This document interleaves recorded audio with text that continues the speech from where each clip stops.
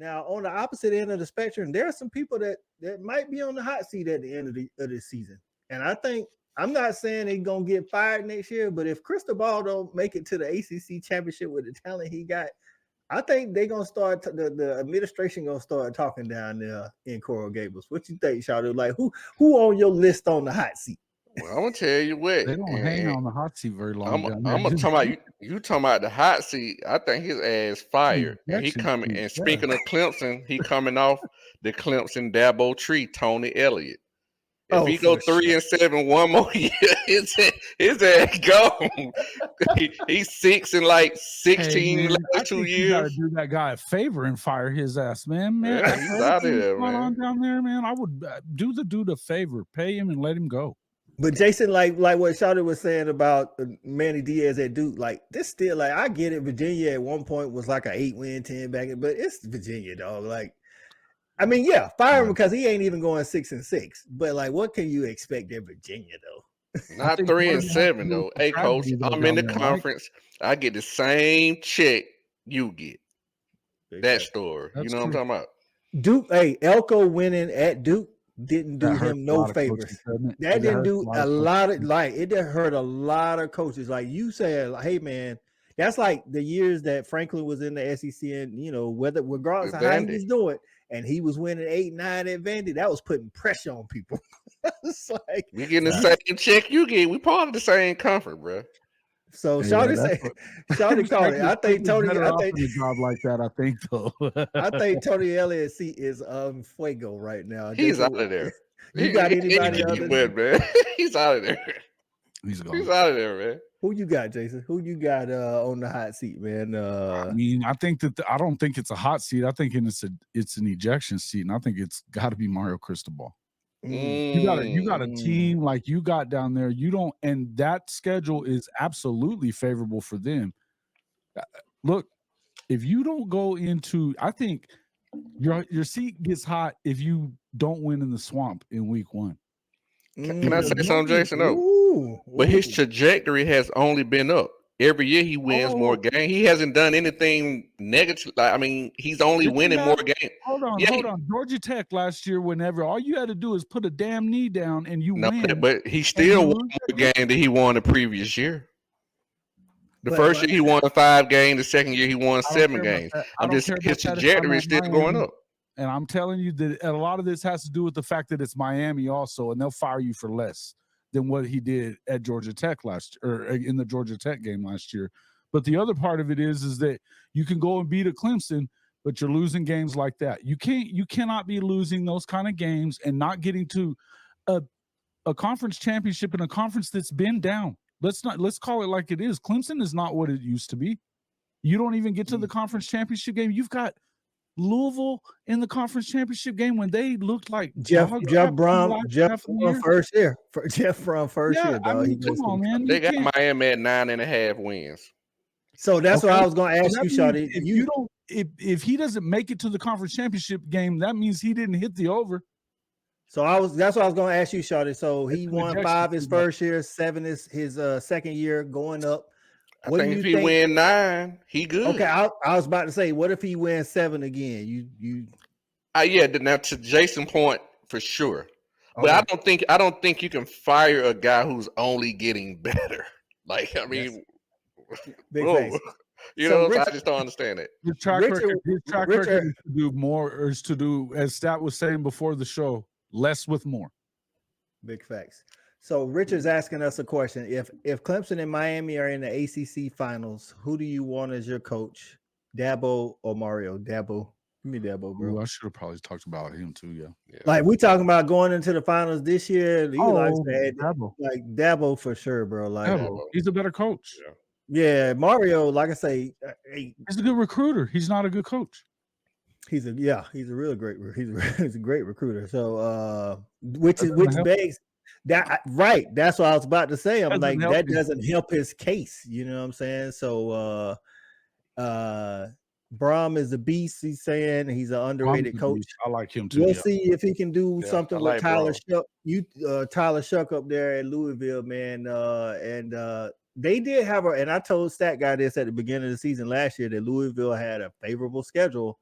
So, was it the favorable schedule that got him there, or was it, more so Brom, and his coaching? We'll see. He's got a new trigger They beat man. Notre Dame. They beat Notre Dame last year, though. Big fact. Still say Cristobal is 74 and 73 overall. It has nothing to do with his, 2 records. We talking about at Miami. See, that's what you not understand. I'm talking about at Miami. I don't care what his pass is. Huh? He's been in Miami and Oregon. I'm not talking about Oregon. I can only speak for Miami. He's only getting better at Miami. Yes. But if he went 5 wins and then 7 wins, and he's 12 and 12. What you mean? What does it mean? You get him. How you gonna fire a coach who's winning more games every year? Top 5 recruiting classes, and you're winning 7 games so far, and that's better. What? They've got the schedule that they got this year. They don't.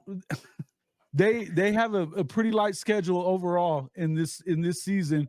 And if you're gonna tell me you don't go out there and at least play for the conference championship in a weak conference, that this is a better. It's okay that you're a top 5 recruiting class last year, and you win and got the best trigger man in the country out of the portal, and then you don't do better than 9 wins. Come on, man. Don't. He's not a great coach. I'm not saying he's a great coach. I'm talking about the results. The dude gags it up, bro. The dude gags it. The results are that he gags it up in games that he should not lose.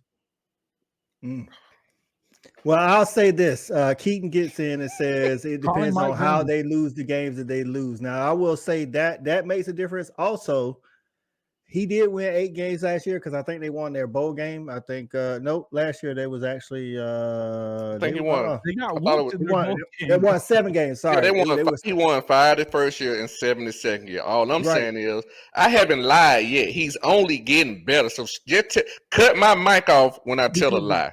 Right. But what I was going to say to that, hold on, Jason. Hold on, Jason. What I was going to say to that, though, 7 wins last year, but they only won 3 ACC games. I think that matters.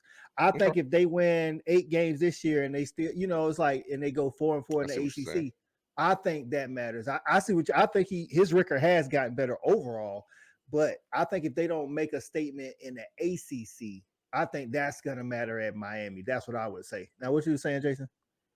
That's the point I was trying to make is we're talking about a program that you can get the guys. I mean, the amount of talent that you can get at Miami in comparison to a place like Duke or any of these other places, it's a little different deal. If you go 5 and then 7 at Duke, okay, I get it. But you're at Miami. You're out there getting 5-star guys and recruiting in the top 5 and able to go out, and you have the kind of NIL that you can go get whatever player you want. Don't tell me 7 games was a big improvement last year, because it wasn't. It wasn't.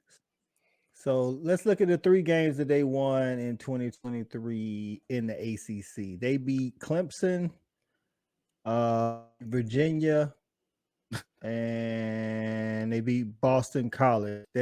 Other Power 5 win was Texas A&M. The rest you of can dig into the detail. The optics don't change. 7 wins is 7 wins. One year they didn't make a bowl. The next year they made a bowl. That's what the optics are. Georgia, no matter who the hell the coach was, what would you think about 7 wins at Georgia? What I'm saying to you is the man is in his 3rd year. He's building the program. He goes from 7 wins to 9 wins this year. I think he's good. What were they the year before? What were they the year before he got there? 2021.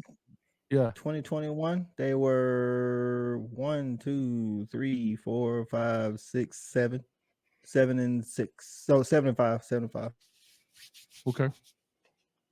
So and then in 2022 they won the 5 games, and then in 2023 they won 7 games. Yeah. I mean, you can call it an improvement if you want to, man. We're talking about a place where you can get the kind of talent. The numbers says an improvement. What do you mean? The numbers, you go 5. Listen, 5, 7. 7 is better than 5 in any mathematics I know. Okay, that's fine. So a lot of places. Don't act like we're talking about the same kind of place. I'm just saying if he wins 9 games next year, he's talking about Duke, Shawty. Come on, man. No, I'm saying if he wins 9 games this year, the trajectory is still good. I think he's on pace on where he need to be in his 3rd year. That's all I'm saying. I think 9 wins and he'll be safe. They're not favored in this year, right now. 1. If they only win 9 games and they're only not favored in 1, that's not great. Stat, what you got on this? My thing is, they're saying the same thing.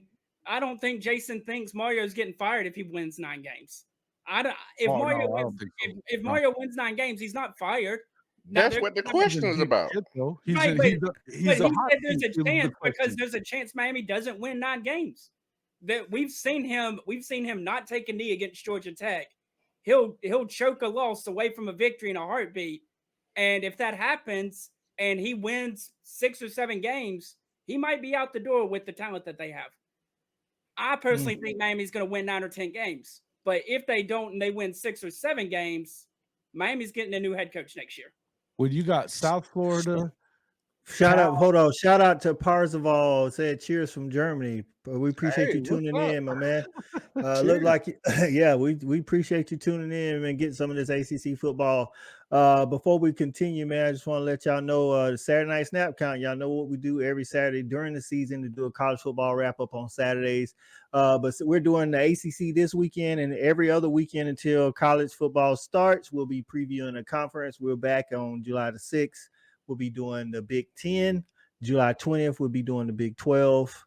And then on August the 3rd, we'll be doing the ACC. And then August 17th, we'll be talking about all the independents and G5s and things of that nature. And then the season will be the following week, man. So, but you was going through the schedule, Jason? Was that Miami schedule you was going through? Yeah. I mean, they play Florida State. They don't have to play Clemson this year. So that's your 2 favorites, but they do get Virginia Tech. But we're talking about literally they're not favored in one of these games. One, because they got Wake. They finished off with Wake and Syracuse. I know everybody's loving on Syracuse a little bit. Everybody's been giving Georgia Tech a little bit of love. And I understand that. But when you look at the overall schedule, they got Duke. They've got Louisville, Cal, South Florida, Ball State, Florida A&M, and then, of course, the Florida game.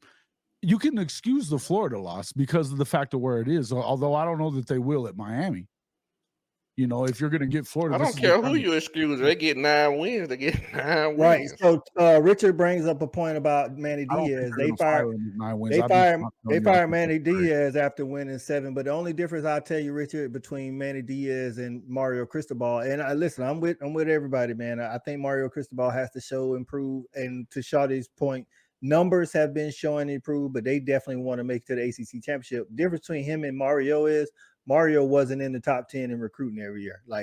So Cristobal can at least say that. And that's one thing they take into consideration. If he goes from 5 wins to 7 wins, and then like Shawty says, 8 or 9 wins, and he's getting top 10 talent, then you can make a case in the board meeting and say, hey, man, this dude is improving. With Diaz, he wasn't getting top 10 talent. So they was like, if he can't win more than 7 games, now it might be time to, get off this train or whatever. I call my dogs out the pound, let's go eat. Turn on the fan at it, let's have a debate. Who really hold down the Southeast from state to state? What team hungry?